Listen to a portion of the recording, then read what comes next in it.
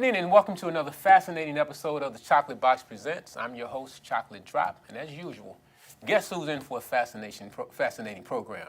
That's right, you are. I am delighted to have as my guest Dr. Kareem Puranda, and he's going to talk about something that he experienced personally, but what brought him to my attention was the fact that something that happened in, I guess it was January or February of 2023. Memphis, Tennessee, there were some police officers that were involved in a brutal beating that was captured on videotape, and it got national attention. And as a result of that, somebody, brought some things to my attention, and lo and behold, it led me to Dr. Puranda. So, welcome to the program. Appreciate it.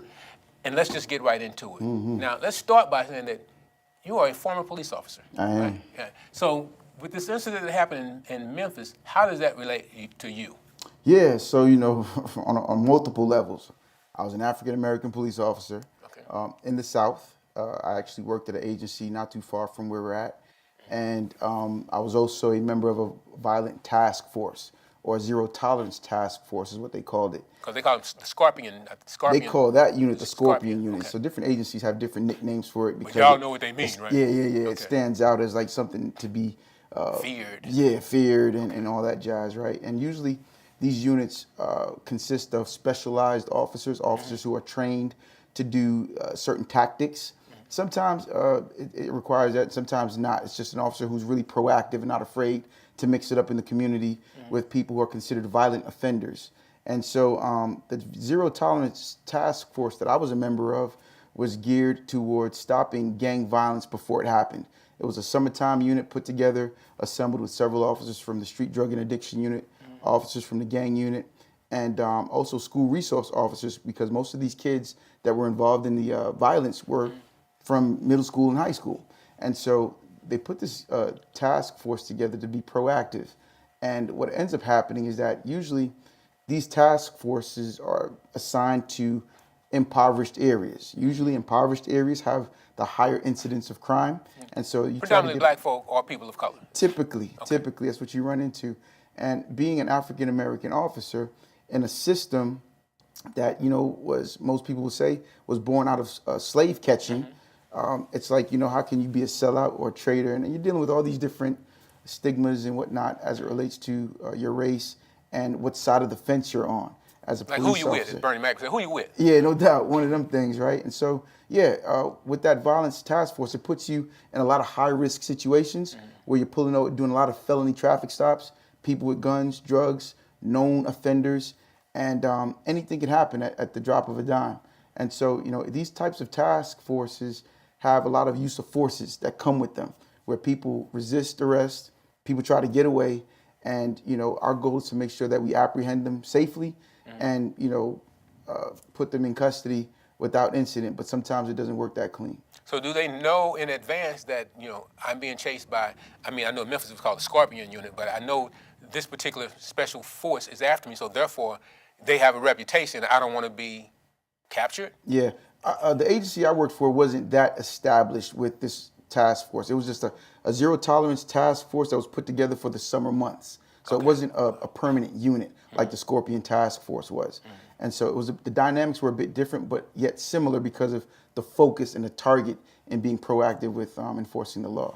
So were you all held to a different type of standard, or were you allotted more leeway and could, bend the rules? So I would more say, so than the. Yes, I would say that's accurate. It was zero tolerance. So there's not really much room for a level of discretion. You're there to be in the face of whoever's violating the law, drug dealers, known felony folks that got guns, and violent offenders. And you work the communities where these individuals do business, drug dealing and drug using and things like that. So you had a permission to be a bit more aggressive than regular law enforcement patrol. Okay, but none of this was in white for white collar crimes, right? No, not at all. Just want to make that clear. Okay, all right. So how long did you do that? So that unit, you were on boots on the ground. How long were you assigned to that task? That was the summer months of 2009. So we did it for about 3 months. Okay, a relatively short period of time. Yeah. So what happened that ended up changing your life? Yeah, so what happened was there was a series of incidents that summer. And one of the things about the Zero Tolerance Task Force is that when you get put in the line of fire, is what I call it, where you're constantly involved with people who don't want to go to jail, the incidence of using force is going to be high. And so there were several incidents where I had to use force to execute an arrest. And, folks that either had to go get medical attention or the force was significant enough to where someone perceived it as excessive. And so when you get enough of those, it sort of kind of raises a red flag. One particular incident was a club incident where I did extra duty. And Like a nightclub? A nightclub, Okay. correct, with several other officers that were on the SWAT team with me. And there was a big fight that happened about 10 minutes left in the party. A big fight broke out between gang members from different corners of the town. And we had to go in there and squash it. And there was just people in there being belligerent, not wanting to leave, and just continuing to agitate the situation. And so cameras caught me taking a shot at the guy, and that's what triggered an investigation. Taking a shot, a physical Yeah, shot? yeah, a shot, like punches. Okay. And there was an investigation that led to them eventually wanting to indict me in a couple lawsuits associated with using excessive force. And so what you were caught on camera doing in no way compares to what the police in Memphis were caught. No, yeah, it was a different circumstance. Okay. No, not All right. anymore. Okay. So, and the reason why I bring that up is that, we were talking at one point about the stress of the job, and sometimes people may not really understand the stress level that police are under, given the environment that you just described, and now you're forced and you got to de-escalate a situation when people don't want to de-escalate. Yeah. One of the challenges with being a police officer is that you're expected to be perfect because of the role you play, and it's an unrealistic expectation because police officers are human at the end of the day. They wear a uniform that's been presented as perfect, not making errors or not having flaws. But the reality is that the men and women who put on the uniform have flaws just as significant as anybody else that's in the street. I like to say, from research, I did my study on what prevents police officers from seeking help whenever they start to feel distressed. And all of my participants in the study indicated that they were significantly concerned about how they would be interpreted by the administration, which is why they didn't ask for help. This is why suicide rates are out the roof for law enforcement, and burnout is at an all-time high. Divorce rates are high. Alcoholism, heart attacks, and all these things are high for law enforcement officers. I was going to say, you're talking about for law enforcement. For law enforcement. Okay. And this is because they don't have the opportunity to get help. The other thing that I discovered is that police officers predominantly, and I would even venture to say outside of law enforcement, about 95% of the people on the planet potentially come from a dysfunctional family. And what do I mean by that? People who were in their childhood not supported emotionally or socially, or had social and emotional, physical and spiritual threats to their well-being, grew up in a dysfunctional family. And when that happens, when you're judged based upon what you can do, that's when you get showed love. Or if you weren't given the proper emotional attention, then you grow up with a sense of not having empathy, and it's easy for you to not connect with other people when you're doing your job. Hurt people. Exactly. Okay. And then now you give that person a badge. It's a level up, right? Wow. And again, people who come out of dysfunctional systems, they're either going to be people pleasers or people who just have no connection with other people. They're like narcissists or have some type of personality disorder. And, I know this very well because I would say that I grew up in a dysfunctional family in a dysfunctional neighborhood in Bronx, New York. And there were deficits in my character makeup that I didn't realize until I went through what I went through to discover that I had an ego that was designed to mask the vulnerabilities that, was hidden behind the uniform or the badge. And it wasn't just me. I'm just one that's vocal about it. Yeah. There's a lot of people that have that same condition. Yeah. And what you just said triggered a thought in that, we're both members of fraternities, and how sometimes once you cross over, Yeah, it is. Now you're a big brother. There you You go. got these people who want to pledge, and they got to come through you. There you go. So I can see how that can play itself out in terms of, I guess, even trying to, being a rookie on a sports team or something like that. Absolutely. There are certain little trials and tribulations you have to do. Enjoy and go through, right? Because you're putting on the identity of a culture, which also encourages you to subscribe to an ego that's accepted by the culture of that organization, whatever it might be. And yes, you're right. It's not just sports. It's not just organizations. It's also military. It's all across the board. Yeah. So I think you tapped into it, and the fact that you have that level of understanding of what it is and how it works is very interesting. So let's talk about your situation, which eventually got you on the other side of the law. Yeah. Right? And you had to kind of like pay a little price for that, right? So yeah. Tell us about that. Yeah, man. So, all this happened in 2009. I left law enforcement in 2010. And, it was a very bitter, depressing season of my life. And, eventually, about 2 years after that, in 2012, the state and the federal government said, hey, you know what? We got enough to charge you with 2 counts of using excessive force while under the color of law. So 2 years after I left the profession, they came back with these indictments. So you thought this was in your rearview mirror? I thought I was done. I said, I left the profession. You ain't got to worry about me no more. But they came after me still. And so I ended up, that was around Christmas time of 2012, which was a bummer because how you going to deliver this right before Christmas? But, it's all good. I just had my sons. Have yourself a merry little Christmas, yeah, right? No doubt. So my sons, I had just had twins. My last 2 were born. And I was a stay-at-home dad because I couldn't find work anywhere. Right. Nobody would hire me because I had this investigation going on. And I couldn't get a job at Food Line, no gas station, because I was overqualified. I had a master's degree in public administration at that time. And so, man, it was a rough time. And my wife at the time, she's still my wife, but at that time, she was my biggest support and motivator. So when they came with the indictments, they said, I've got until January to turn myself in. So I did that. I went up to Greensboro, which is where the federal courthouse is, and I turned myself in. And I sat in the jail cell, the holding cell, for about 7 hours that day. That was my vacation, if you will. And it was also the amazing aha moment that revealed to me that this entire time that I was in law enforcement thinking I was doing a good job, I was actually operating according to an ego that caused me to lose more than I gained. And that ego was nothing more than, not because I was better than anybody, but it was more about keeping me safe, my vulnerability safe, with all these accolades and all these things that I went after from my dysfunctional family, thinking that that's going to create my value. It actually set me up to fail. So I know where we're going to go with this story, but before we get there, I want to kind of just let this marinate about that drive to Greensboro. Yeah. What was that like? What was going through your mind as everything that you thought was, in your rearview mirror, but now you got to go and confront this again. What was that drive like? And even sitting there for that 7-8 hours in it, so what was that like? It was highly stressful. I wasn't anticipating it. My attorney just said that I needed to be there at 8 o'clock in the morning. Thinking you're gonna go there and come home. That's what I thought. Yeah. And so I get there. The marshals come downstairs and they said, all right, put your hands behind your back. I'm like, okay, this wasn't what I expected. Yeah, okay. Normally you're the one that's telling somebody to do that. Bingo.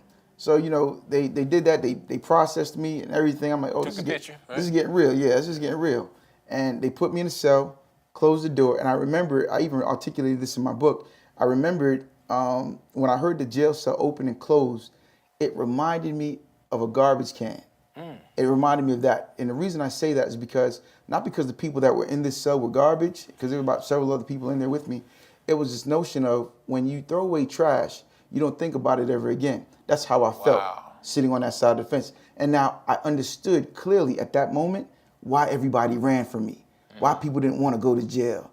I got it at that particular moment because I wouldn't want to be here either. Deep, man. That's deep. Oh, yeah, it woke me up. It was like, Saul who became Paul, the scales fell from my eyes in that jail cell. And it was what I needed to create the pathology and the trajectory of where I am today. All right, so great segue in. So now, where are we today? I'm talking to Dr. Kareem Puranda. Yeah, we in the building, man. I tell you, I couldn't have been a doctor without Officer Puranda's help. You know what I'm saying? So tell us about your credentials and what do you do now as far as counseling and helping others who were once where you were? Yeah, so I am a licensed clinical mental health supervisor now.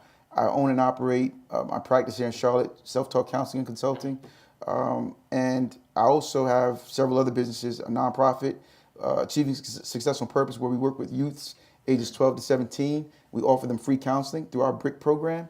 And I'm also a public speaker, professional speaker, where I go talk on stages and I teach and I train other police officers how to spot troubled officers and how to support them in the way that they need to be supported. Wow. That's phenomenal, man. So when is the movie coming out? Who's gonna play you? Yeah, man. You know what? I was telling my wife, man, I wonder if Denzel would be a Ah. good character. You know what I'm saying, to hold me down. You know, but yeah. I mean, I wrote the book, and my What's life. the title of the book? It's called "Breaking the Code of Silence: A Cop's Journey to Triumph and Truth." Mm-hmm. Yeah. Well, that's interesting, man. And people need to hear your story. You know, so I'm hoping that this program will serve as a catalyst for people to kind of say, well, look, you know, no matter what I'm dealing with right now, it can get better. No doubt. You know, a lot of people, we did a program earlier dealing with suicide, you know, and there's so many people, I guess, in the police force that may feel that, you know, there's no way out. Yep. So just knowing your story will hopefully let them know that there is. Absolutely, man. A lot of people are suffering in silence, man. A lot of people have a tendency to let their wounds drip dry. And, you know, if you don't disinfect it, it becomes infected and it creates more problems later on down the road. So, yeah, getting help is necessary and it's available. You just gotta take advantage of it. So this the fraternity of the Blue, you know, how did they? Do you still interact with them at all, or you've been ostracized, or how does that work with being a former police officer? Yeah, so I'm gonna tell you the irony of it all, right? So, in 2000 and I can't remember now. It might have been 2022. Might have been as recent as last year. I was invited back by my old agency to perform their mental health quarterly training. I'm like, who better than me to do that? Yeah. So, you know, I went up there and I knocked it out the park, man. And my message is for the frontline officers. It's not for the administration. Again, you know, I think law enforcement culture marries or mirrors the dysfunctional family rule set where you deny that there's a problem, you act like things are good, you put on a smile, or put on a mask, and you're not allowed to talk about anything bad about your agency or you're gonna get dealt with. And so my message was for the front line. The front line was easily able to connect with my message better than the administration that wants to save face and act like everything's okay. So like don't air dirty laundry, the family bingo, dirty laundry. That part, and keep everything quiet, hush, keep it in. You know, we don't want to be associated with anything that's controversial or problematic. We want to appear as if we got it together when we really don't. So when you see things like what happened in Memphis, or you hear about, you know, pick an incident, any incident, Philando Castile in Philadelphia, in Minnesota. When you see and hear about police officers, what comes to your mind in terms of how the people are going to interact with the police going forward? I mean, you talk about people running when they see the police. You can understand why they would do that if this is what, you know, they're going to shoot another black man and get away with it. So, and I'll tell you, media plays a big role in how people, organizations are perceived, right? And it's the notion where if you show police officers constantly interacting with the public in an adverse way, then people are going to automatically associate anybody in uniform with that kind of act and be on guard. Survival mode, if you will.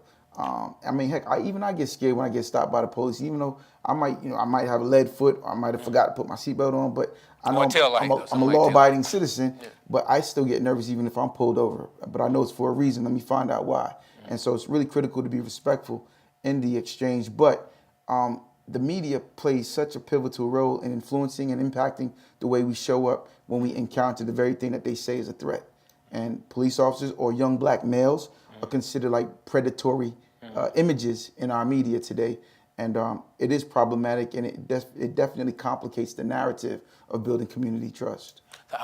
If you could speak to, you know, maybe some of the big people in the media, you know, ABC, NBC, CBS, you know, what would you suggest that they do different in terms of covering incidents where police are involved in hurting the public? So they're supposed to serve and protect, but then serve and protect who? Yeah, I think, you know, they need to show equal coverage of police officers doing good in the community as well. I mean, the local agencies here have phenomenal community engagement programs showing more of what they do, because they do a lot of stuff for the communities. Both agencies, the sheriff's department and the police department, show more of that stuff or balance it out, because all cops are not bad. All police officers are not bad. But again, they're human just like anybody else. It's like all black folks ain't bad. All kids from the hood ain't bad. You know, but if we're going to label them in this like bucket or this box, then it complicates our ability to recognize that we're more alike than we're different. Well, we're coming towards the conclusion of our program, but I did want to give you an opportunity to talk about you know, how people can perhaps get in contact with you, so you're public speaking. And you got a message that is unlike most people will hear, coming from a former police officer who's, say, been through the fire and back to where you got your degree. No doubt. Yeah, you know, my story's not the most desirable. It's not the best it's cup real, of tea, man. but it's real. Yeah. It's 100% real, and I don't mind giving it because I made peace with it. I accept it. It's a part of my narrative. I couldn't be who I am today without it. So, you know, I'm on Instagram, Self-Talk CC. Follow me on Instagram, Facebook, LinkedIn. Self-Taught TC? Self-Talk CC. Okay, and the CC is for? Counseling and consulting. Oh, okay, because I was self-taught. Okay, Yeah. good. Well, man, I thank you so much. We've been trying to do this for quite some time, again, as a result of the program we did back in February where we had the Divine Nine. Yeah. And one of your frat brothers was telling me, well, you know, I got a story for you. I'm like, oh, yeah, what? You know. And then when you told me, I said, well, I know this brother, you know. So I'm glad that you were available and willing to come on and talk about this. Appreciate you, my brother. Good. My name is Chocolate Drop. I am your host, and I've been speaking with Dr. Kareem Puranda. And we've been talking about police brutality. And there's the other side of that, too. So I want to encourage you, the viewer, to tune in each week, same day, for another fascinating episode of the Chocolate Box Presents. And we'll see you next week. Thank you, my brother. Appreciate you, How you man. feeling? Good. I feel good. Good. I think we covered a lot, My hair was man. just too shiny, was it? Shoot, mine. If yours was shiny, you're probably getting a reflection on mine.